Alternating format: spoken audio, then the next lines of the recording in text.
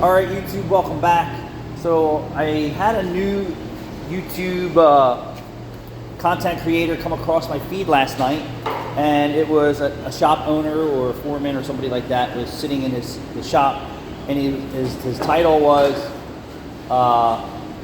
customer special order parts for a job, and then they backed out after they already had the special order parts. And for us, it's the same policy in my center, is that if it's not a part that we can get locally, you can't trust getting it online. Primarily it comes from the dealership with these special orders, that they don't stock, or they're one place in the entire country, is that we require the customer to pay for that part or parts in full, depending on the cost of it, if not 50% of that special order part, because it's something you just can't, it's unobtainable, or unobtainium is what they call it. And so we have the same policies here. I actually have parts, and it was just this year. I don't know what is going on with the last 2 years in our business, but we have to make moves to changes. So in the past, if someone came in and said, hey, I'll be back tomorrow, they would be back tomorrow. Or hey, let me pay for that job in full, I'll be back tomorrow, or the next day.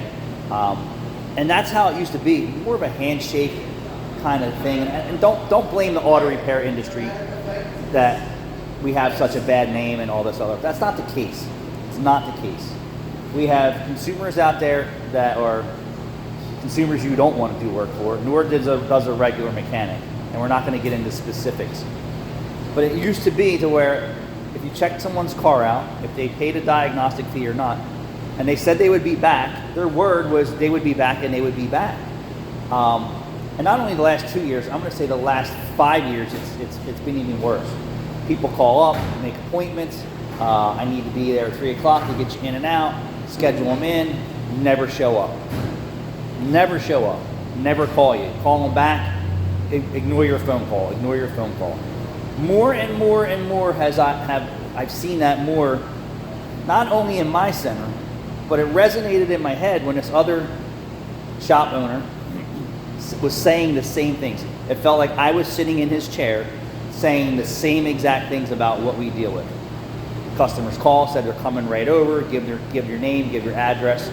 I know where you're located, and never show up, never call to say anything to you. So completely disrupting your business system by you can't trust their word. Or hey, customer walks in, shops are busy, I can't, I'm just here to say I need to make an appointment for, tomorrow morning at 8 o'clock. Give them the appointment, give them the priority service. And this is them saying to me, not me directing the appointment, them saying, hey, I need an appointment for 8 o'clock tomorrow morning to get in and out for whatever it is. And we're like, okay, we're ready to go. What's your concerns? Why are you here, right? Because most people don't show up here for no reason. They're here for a reason. They're not here for a reason for me to sell them things that they don't need. They come here with a concern. And it happens all the time. Hey, I need an oil change. Can I get in tomorrow morning? And I'm like, yeah, first thing 8 o'clock in and out. Well, I can't make an 8 o'clock. Can I get a 9 o'clock? We're like, okay, you can get a 9 o'clock. And then never show up. And that goes all day long here with the phone ringing. But I have tires sitting here for a lady that was paid for. I have a temperature air door actuator for a lady. Like, this is all paid for work. And she didn't die. She just never showed up. Like, this work's paid for, and all she has to do is pay us the labor to do the job, and we're ready to go. Like, she paid for all of it. She may have even paid for the whole entire job. So we tell you, either you just pay for the parts that you want us to order for you, or pay for the whole job, whatever it is. It's like a prepaid gift card. So I'm like, all right. So it just resonated with me that he wasn't the only one dealing with the troubles today that we're dealing with in the shop. There's only so many people skills you can have and customer service skills that you can have to get people to come, right?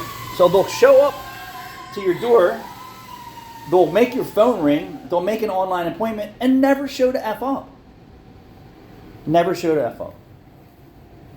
But we don't usually see too many people with special order parts. I think we had 2 this year, and I seen that it was becoming a problem prior to this, and I told Rachel, this is why we don't do that anymore. We don't order anything. Even if it's a customer says, I'll be in tomorrow for a simple starter that's on the shelf at the parts store, I will never order parts like that for anyone ever again unless they pay. I can't tell you how many times I've had to return parts where a customer said, I'll be back tomorrow, and then they never show up. Oh, you're the best price in town. My mechanic didn't offer that solution to me. The stories go on and on and on and never show up. And then this morning, guys like, oh yeah, I'll be there tomorrow morning and leave you a deposit for the job. And then Rachel said, I said, that guy. She's like, well, he gave me 2 different stories today that were different than the stories yesterday. Already at another shop, and they told him that he had issues. He didn't disclose that. And this is where I, I tell Rachel, like, why do people play games? Their engine lights are cleared. The monitors aren't set. We're not stupid. We know that they were already someplace else. And then they don't disclose that information to us. For one reason or another, like, we need to know the symptoms. We need to know the problems. We need to know if somebody was just in there. And then, because my evaluation today may not be a complete evaluation because you're playing games. They sent over your Or you didn't disclose all the information to me, and it's so hard for me to detect or play detective for that. But I heard the front. it's it used to be if someone gave you their word that they would be back tomorrow or they're coming in right now. And I'll give you this. We'll tell people right now the bays are empty and we're ready to service you. The phone's not ringing. People weren't showing up. The minute that every bay's full and there's the clipboards are full, parking lot's packed, phones ringing off the hook. People are coming in and out pissed off because we can't plug their tire or change a light bulb or do a tire rotation or oil change in the flash like they're used to going to McDonald's or a Quick Lube. And then you say, hey, we'll give you priority service. Come in at this time and never show up, never answer their phone calls. So, and I said, doesn't matter what your people skills or your the way that you try and relate to a customer and try and satisfy their needs. This is just proof in our industry. And I think this was a smaller shop. I don't really know. I don't follow him that much. But it was me sitting in his chair dealing with the same experiences with the behavior of consumers today. And I'm sure he may or may not had some formal training for customer service or phone skills or converting customers' objections, overcoming their objections, taking the original request to add-ons and things like that or maintenance. But yeah, it's just unbelievable what we have to do here to try and get people to live up to their word, right? So we live up to our word when we say, hey, this is what's wrong, this is what it could be, this is what it might be, are you willing to commit to this? And they say yes, right? So we step up to the plate. But when the customer doesn't want to step up to the plate or they're tiptoeing around the plate, how do you get your hands on them? It's hard. They ignore the phone calls, they ignore your text message. I got a guy's car's been here for over 2 months now. We'll pick up the phone and just lie to us right to my face on why he's not picking up his car. I'll be there tomorrow, I'll be there next week, I'll be there next month, I'll be there, I'm at the deportation station, I'm at my kid's doctor's office. Just pay me, dude, and get your car out of here. That's all I want. Like, I did everything I did. Now you're just being scumbagish, and I'm just going to say it. You're being a scumbag, and that's the way it is. And I don't care. Yeah. Yeah, right? You're being a scumbag. Yes. Yep. You approved the job. You okayed the job. You were back 2 days after the job was done. You say you're going to pay it on this day. You say you're going to come on this day. Now you Yeah. say you're going to come this next Thursday. Now you're fucking just not answering Yeah, you're the just phone. jerking me off, right? So Yeah, you're a scumbag. that's behavior. It's scumbag behavior. It's scumbag behavior, and I haven't seen it this bad in a long time.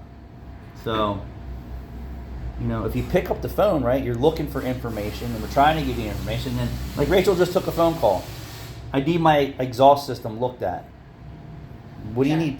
I need my exhaust system checked.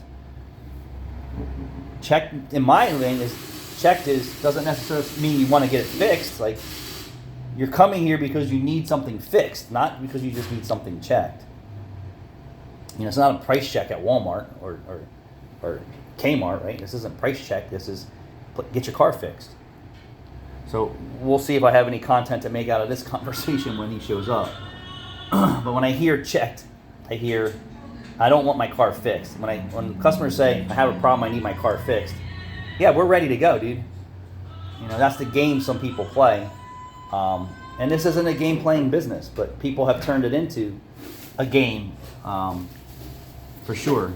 But this other YouTube content creator that I watched last night was exactly the same situation that Rachel and I deal with on a regular basis. Is why does there have to be so many games and just trying to provide parts, labor, and service to a consumer who just wants to play games with you, you know? And that's why our guard's up, you know? You wonder why I act the way that I do and say the things that I do and be the way I am? Absolutely. Like Rachel is when someone says that Rachel was rude to Rachel,